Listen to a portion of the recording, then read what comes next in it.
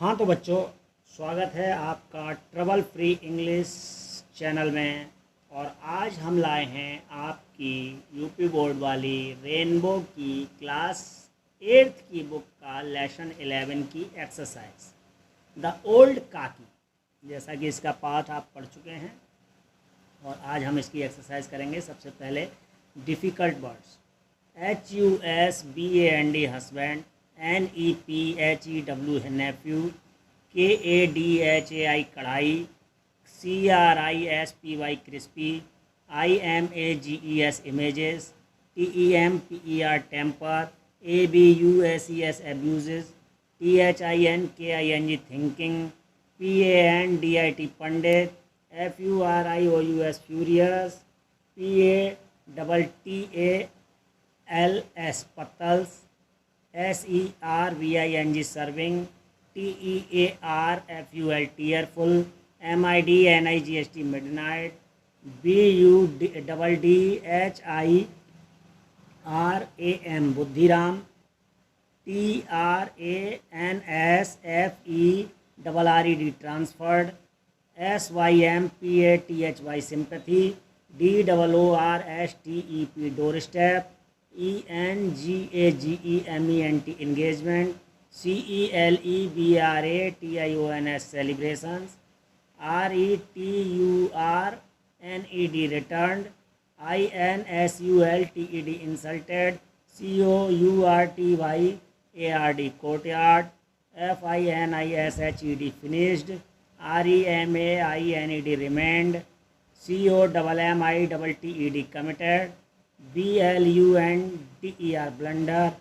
SOULFULLY soulfully, ADOPTED adopted, PROPERTY property, DAUGSTER daughter, BEHAVED behaved, SHEHNAI सहनाई, SIZZLING sizzling, FLOATED floated, SHOUTED shouted, PLEASHANT pleasant, TEMPTING tempting, DECIDED decided, DRAGGED dragged, REPLIED replied, HUNGRY hungry, STUNNED stunned, FORGAVE forgave, TEASH tease, LADLI largely, PUREES puris, FRIED fried, SPICES species, SHOOK soup, DINNER dinner, GUEST guest, SEEING seeing, BESIDE beside, FEAST feast, SHOCK shock, MUNSHI Munshi, CHAND चंद, PREM प्रेम। हाँ तो अब इसके बाद आता है word meanings. लेकिन अभी तक अगर हमारे चैनल को आपने सब्सक्राइब नहीं किया है तो सब्सक्राइब ज़रूर कर लें। और अगर हमारा वीडियो आपको अच्छा लगता है तो उसे लाइक और शेयर करना भी ना भूलें। अपने दोस्त मित्रों और रिश्तेदारों को भी इस चैनल का प्रयोग करने की सलाह दें। हमेशा याद रखें trouble free English channel. CRAVING craving, craving means तीव्र इच्छा। PROPERTY प्रॉपर्टी मीन्स संपत्ति। SIZZLING सिजलिंग मीन्स गर्मा गर्म। INSULTED इंसल्टेड मीन्स अपमानित किया। TEMPTING टेम्पटिंग मीन्स ललचाने वाला। DRAGGED ड्रैग्ड मीन्स घसीटा। BLUNDER ब्लंडर मीन्स मूर्खता भूल। TRANSFERRED ट्रांसफर्ड मीन्स स्थानांतरित किया। SYMPATHY सिंपैथी मीन्स हमदर्दी या सहानुभूति। CRISPY क्रिस्पी मीन्स कुंचित या तीखा नमकीन जो होता है, जैसे चिप्स कुरकुरे वगैरह होते हैं। DOORSTEP डोर स्टेप मीन्स दहलीज या देहरी। ENGAGEMENT एंगेजमेंट मीन्स सगाई संबंध। CELEBRATION सेलिब्रेशन मीन्स समारोह या उत्सव। ABUSES अब्यूज़ मीन्स गाली देना, अपशब्द कहना। COURTYARD कोर्टयार्ड मीन्स आंगन, प्रांगण या मैदान। SOULFULLY सोलफुली मीन्स भावपूर्ण ढंग से। नेक्स्ट आता है आपका answer the following questions. Answer the following questions में सबसे पहले who did Kaki live with, Kaki किसके साथ रहती थी? Kaki lived with her nephew Buddhiram, Kaki अपने भतीजे बुद्धिराम के साथ रहती थी। Who was Ladli, was she sympathetic towards her Kaki, Ladli कौन थी? क्या उसको अपनी काकी के प्रति दया भावना थी, सहानुभूति थी? Ladli was the daughter of his nephew Budhiram, Ladli जो थी वो काकी के भतीजे बुद्धिराम की बेटी थी। Yes she was sympathetic towards her Kaki, और हाँ उसको अपनी काकी के प्रति बहुत ही दया भावना थी और सहानुभूति भी थी। What was the occasion for celebration in Budhiram's house, वो कौन सा समय था, कौन सा मौका था जब बुद्धिराम के घर में एक सेलिब्रेशन उत्सव मनाया जा रहा था या समारोह हो रहा था? It was the occasion of Buddhiram's elder son's engagement, वो बुद्धिराम के बड़े लड़के की सगाई का समारोह था। Why did Kaki feel insulted, काकी को अपनी बेइज्जती क्यों महसूस हुई? When Rupa saw Kaki near kadhai, she shook Kaki with both her hands and shouted abuses, so Kaki felt insulted, जब उनकी भतीजे की पत्नी रूपा ने काकी को कढ़ाई के पास खड़े देखा तो उसने उनका हाथ पकड़ के ज़ोर से खींचा और उन पर बहुत ज़ोर से चिल्लाई और गाली देने लगी, तब काकी को अपनी बेइज्जती महसूस हुई। Why did Rupa apologise to Kaki, did Kaki forgive her, Rupa ने काकी से माफ़ी क्यों मांगी, क्षमा क्यों मांगी, और क्या काकी ने उन्हें उसे माफ़ कर दिया? Rupa apologise to Kaki for not serving her food today, Rupa ने काकी से इसलिए क्षमा मांगी क्योंकि उसने आज काकी को भोजन नहीं दिया था, वो समारोह में उत्सव में काकी को खाना देना ही भूल गई थी, इसलिए उसने काकी से माफ़ी मांगी। Yes Kaki forgave her and blessed her soulfully, हाँ काकी ने उसे माफ़ भी कर दिया और उसे अपने दिल से, अपनी आत्मा से उसके लिए प्रार्थना भी की, उसको आशीर्वाद भी दिया। Next, why did Pandit Buddhiram become read with anger and what did he do, Buddhiram एकदम गुस्से से लाल क्यों हो गए थे और उन्होंने क्या किया? When Kaki crept into the courtyard where guests were having dinner, one of the guests felt disgusted and raised an alarm that all should be careful of her.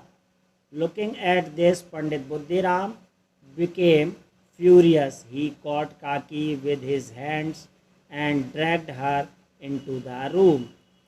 जब काकी आंगन में आ गई थी और एक मेहमान ने देखकर ये कहा कि सब सावधान हो जाएं, कोई बुढ़िया आ रही है, गंदी बुढ़िया, तब बुद्धिराम को गुस्सा आया और बुद्धिराम उसका हाथ पकड़ के कमरे में ले गए और उस पर नाराज़ हुए। How should old people be treated, वो बड़े बूढ़े लोगों को किस प्रकार से व्यवहार करना चाहिए? Old people need care, love and affection too, they should be treated with respect and good words, बड़े बूढ़े लोगों को प्यार से और स्नेह के साथ रखना चाहिए और उनके साथ आदर का व्यवहार करना चाहिए और अच्छे शब्दों का प्रयोग करना चाहिए।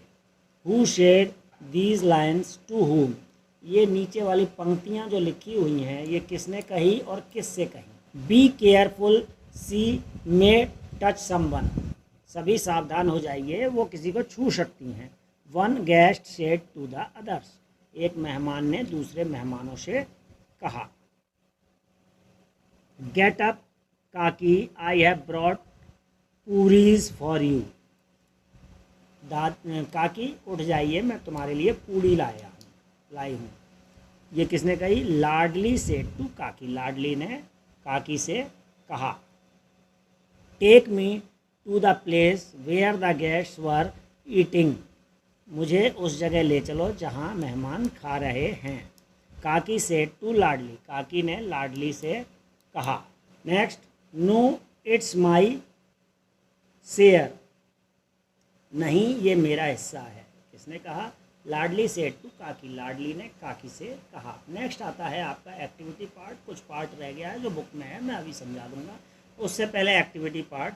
Be friendly with an elderly person in your neighbourhood, spend time with him her every day.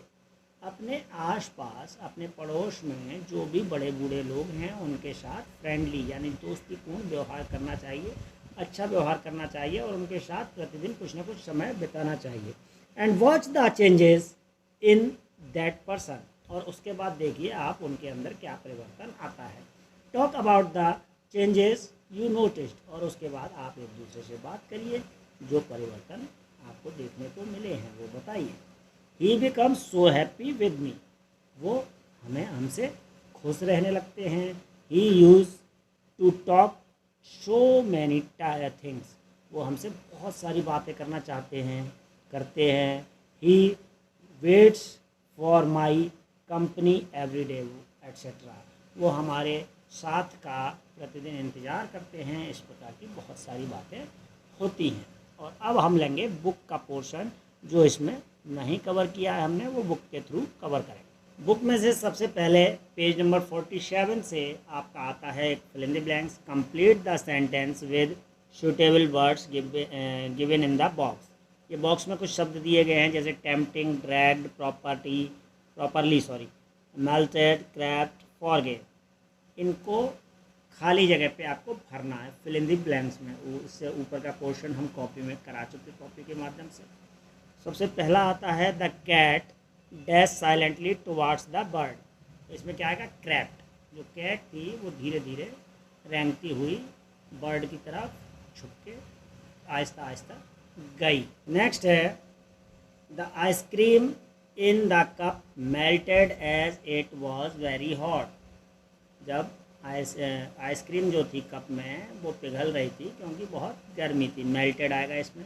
The mother forgave me for my mistake, माँ ने मुझे माफ़ कर दिया मेरी गलती के लिए। फॉरगेव आएगा इसमें।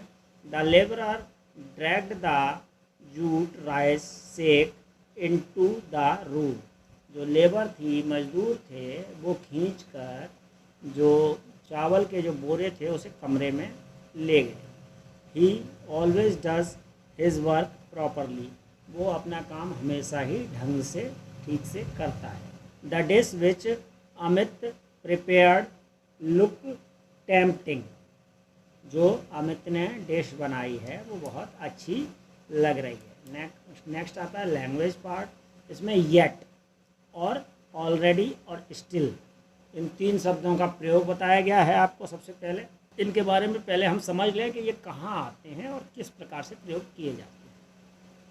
Yet refers to an action that is expected in the future. Yet हम वहाँ प्रयोग करते हैं जहाँ वाक्य में ये पता चले कि जो कार्य है वो भविष्य में होने वाला है, भविष्य में होने वाला है। Already is use to refer an action that happened earlier than the time expected, यानी ऑलरेडी शब्द का हम वहाँ प्रयोग करते हैं जहाँ पे हमने कार्य को जब होना निश्चित समझा था, काम उससे पहले ही हो गया। और स्टिल शब्द का वहाँ प्रयोग होता है, still is use to refer an action और situation which continues up to the present because it has not finished. Still शब्द हम वहाँ प्रयोग करेंगे जब हम बात कर रहे हैं उस समय वो काम चल रहा है, ना तो ख़त्म हुआ है और शुरू पहले से ही हो चुका है, ख़त्म भी नहीं हुआ है और शुरू पहले से ही हो चुका है। येट शब्द का प्रयोग हम वहाँ करते हैं जो काम फ्यूचर में होने वाला है, और ऑलरेडी शब्द का हम वहाँ प्रयोग करते हैं जो काम हो चुका है, हमारी उम्मीद से पहले हो चुका है। तो अब नीचे कुछ वर्ड्स दिए गए हैं, उसमें ऑलरेडी, येट और स्टिल कहाँ लगाएंगे ये आपको लिखना है। दे हैव ऑलरेडी लेफ्ट, यहाँ क्या आएगा, ऑलरेडी, यानी वो लोग जा चुके हैं। ठीक है। Are you still angry with me, क्या तुम अभी भी मुझसे नाराज हो, यानी नाराजगी अभी भी चल रही है, तो स्टिल। ठीक है। ऑलरेडी यानी जो पहले हो चुका है वहाँ already. We are not ready to leave yet, यानी हम अभी तैयार नहीं हुए हैं जाने के लिए, येट। यहाँ येट का प्रयोग हो रहा है, यानी वो जाने के लिए भविष्य में तैयार होंगे और जाएंगे। ठीक है। यानी ये काम फ्यूचर में होने वाला है, इसलिए यहाँ येट का प्रयोग हुआ। सी इज़ ऑलरेडी रीच्ड देयर, वो पहले से ही वहाँ पहुँच चुकी हैं। Sholay is still my favourite movie, Sholay जो है वो मेरी आज भी फेवरेट मूवी है, पसंदीदा फिल्म है। Don't start the car yet, wait for Manju, अभी कार स्टार्ट मत करो, चालू मत करो, मंजू का इंतज़ार कर लो। नेक्स्ट आता है आपका complete the following story with the help of words given below, नीचे दी गई कहानी को आप पूरा करो, उन शब्दों से पूरा करना है जो ये पिंक कलर के बॉक्स में दिए हुए हैं, इसमें से शब्द छांटने हैं और नीचे कहानी में भरने हैं। जैसे पहले, सबसे पहले, one day a lion lay down under a shady tree to sleep, एक दिन की बात है, एक शेर एक पेड़ के नीचे छाया में पड़ा हुआ था सोने के लिए। वाइल ही स्लेप्ट, जैसे ही वो सोया, a playful mouse ran over his body, एक शैतान चूहा खेलता हुआ उसके शरीर के ऊपर दौड़ने लगा। द लायन वोक अप, जो शेर था वो जग गया। He put out his great paw and was just going to kill the mouse, उसने फटाक से अपने पंजे में उस चूहे को पकड़ लिया और वो उसे मारने ही वाला था। तभी the little mouse bagged for mercy, वो जो छोटा चूहा था वो उससे दया की भीख मांगने लगा। The lion took pity on him and let him go, शेर को उस पर दया आ गई और शेर ने उसे जाने दिया, छोड़ दिया। The mouse thanked the lion, I will try to repay your kindness said the mouse, जो चूहा था उसने शेर का धन्यवाद दिया और उसके बाद कहा कि मैं कभी न कभी आपकी इस दया का, आपकी सहानुभूति का ऋण अवश्य चुका दूंगा। The lion laughed at this, जो शेर था वो इस पर हंसने लगा कि ये छोटा सा चूहा मेरा ऋण क्या चुकाएगा। ठीक है, उसने कहा ठीक है तुम जाओ। हंसते हुए ये कहने के बाद several days passed by, then while hunting in the forest the lion was caught in a trap, काफ़ी समय बीतने के बाद एक दिन जब शेर शिकार कर रहा था जंगल में, तो वो शिकारियों के जाल में फंस गया, पकड़ा गया। ठीक है। He struggled and roared to get free, उसने काफ़ी कोशिश की जाल से छूटने की और वो बहुत ज़ोर ज़ोर से दहाड़ने लगा। The little mouse heard the noise and ran to help him, छोटे चूहे ने उसकी आवाज़ सुनी और वो दौड़ता हुआ उसकी मदद करने के लिए वहाँ पहुँचा। At once he began nibbling at the massive ropes with his sharp teeth, और उसने तुरंत ही जो जाल की जो रस्सियाँ थीं, बहुत मजबूत रस्सियाँ थीं, उनको अपने नुकीले पैने दांतों से कुतरना शुरू कर दिया। After much hard work he gnawed through the ropes, और उसने बहुत मेहनत करने के बाद, बहुत सारा कोशिश करने के बाद उसने कई रस्सियों को काट दिया। At last the lion was set free, और जैसे ही थोड़ी बहुत रस्सियाँ कटी, जो शेर था वो उसमें से निकल आया और वो एकदम फ्री हो गया। नेक्स्ट आता है आपका एक्टिविटी पार्ट। इससे हमें, इस कहानी से हमें ये शिक्षा मिलती है कि गुड डीड्स आर रिवॉर्डेड।